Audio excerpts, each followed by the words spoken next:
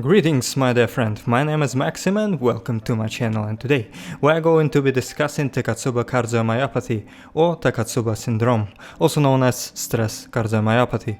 Is a type of non-ischemic cardiomyopathy. It typically occurs in response to a significant physical or emotional event such as sepsis, shock, subarachnoid hemorrhage, pheochromocytoma, bereavement, divorce, job loss, and more. Overall, approximately 80% of those diagnosed with the condition have recently gone through a major stressor, 50% from physical stressors and 30% from emotional ones. It is also possible for someone to develop Takotsubo syndrome without having gone through any major life events. The mechanism behind the pathophysiology is uncertain. It is thought, however, that abnormal surges in catecholamines such as adrenaline and norepinephrine triggered by sources of extreme stress or a tumor secreting the chemicals can lead to a diminished cardiac muscular function through a toxic effect. This rush of adrenaline also causes arteries to constrict, resulting in raised blood pressure and further straining of the heart. Furthermore, it can induce spasms within the coronary arteries that supply blood and oxygen to the heart muscle, leading to congestive heart failure and reduced output per beat. Takotsubo is the Japanese word for octopus trap because the left ventricle of the heart takes on a shape resembling an octopus trap when affected by this condition. Takotsubo cardiomyopathy typically presents with chest pain and potential shortness of breath, as well as an ECG that can mimic a myocardial infarction. During the evaluation of the patient, it is common to find a bulging apex in the left ventricle accompanied by hypercontractility in the base. This distinctive bulge-out apex is what gives this syndrome its Japanese name, octopus trap, as it was first described there. Stress is a prominent cause of Takotsubo cardiomyopathy, with over 85% of cases set off by a physical or emotional stressful experience. Examples of emotional triggers may include grief from the death of someone close, fear of speaking in public, relationship quarrels, betrayal, and economic issues. Physical stressors could be acute asthma attack, surgery, subarachnoid hemorrhage, chemotherapy, and stroke. Interestingly, pleasant occasions such as weddings, winning big on the lottery, successful sports performances, and birthdays may also be considered stress-inducing events in some instances. It is commonly accepted that Takotsubo syndrome generally follows a stressful or emotional episode. Research has suggested that clinical stressors such as brain injury, asthma attack, or flare-up of chronic condition may actually be the underlying cause more often than the emotional triggers. Despite this, around one-third of cases do not have a preceding stressful event. Studies have indicated an increased incidence of Takotsubo cardiomyopathy during winter months. Two possible explanations for this are coronary spasms in microvessels, which tend to be more frequent in cold conditions, and viral infections like parvovirus B19, which are more prevalent during wintertime. Some researchers have speculated that estrogen may be protective against Takotsubo syndrome in women, especially postmenopausal women. Genetic risk factors. An investigation relating to genetic traits tied to catecholamine receptors found on cardiac muscle cells and their impact on Takotsubo is underway.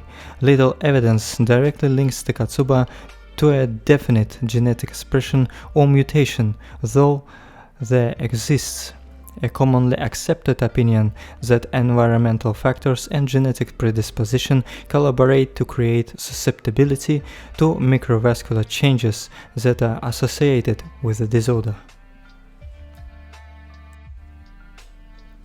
Endocrine diseases such as pheochromocytoma and thyrotoxicosis have been linked to Takotsubo syndrome.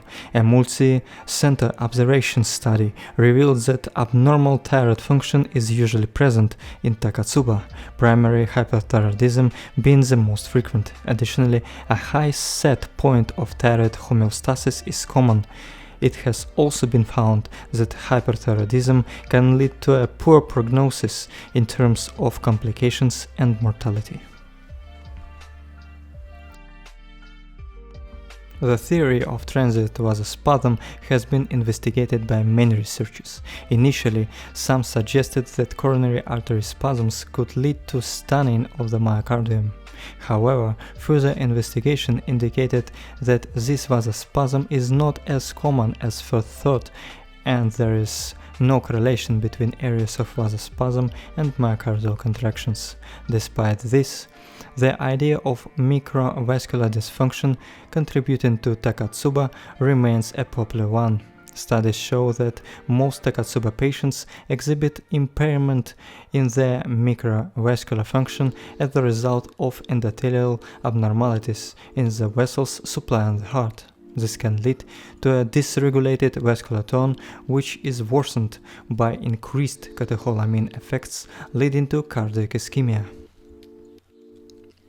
It has been suggested that catecholamines, epinephrine and norepinephrine released in response to stress can lead to heart muscle dysfunction, contributing to Takotsubo cardiomyopathy. Those who are predisposed to anxiety or panic disorders are at an increased risk of these adverse effects. Stressful events provoke the brain's control centers, which then activate sympathetic nervous pathways and amplifies myocardial activity. Excessive catecholamine stimulation brings about cell necrosis, similar to acute myocardial infarction. As a result of this increased cardiac load, more blood and oxygen is demanded from the heart in order to sustain function. If not met, insufficient nutrition leads to cell death. Apical stunning may also be a byproduct of the cytotoxic sequela of catecholamine toxicity.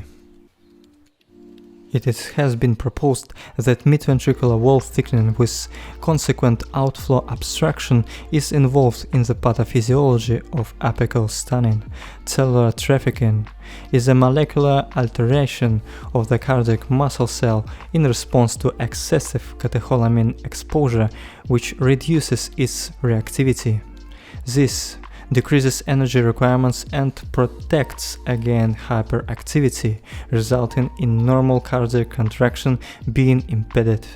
Higher concentration of the receptors responsible for dazzling effects are found near the apex of the ventricle, causing it to balloon out.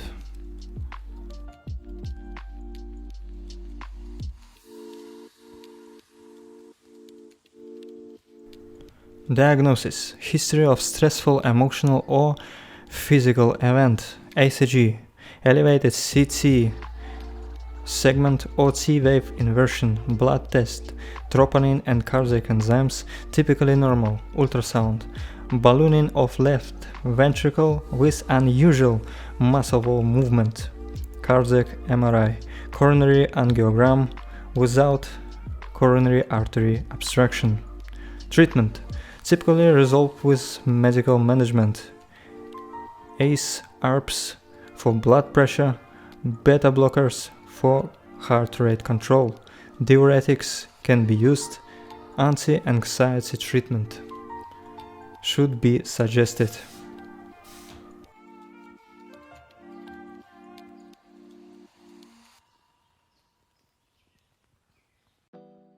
Well folks, this is all what I have for you today. Thank you for watching. I wish you a very lovely day and see you guys later. Goodbye.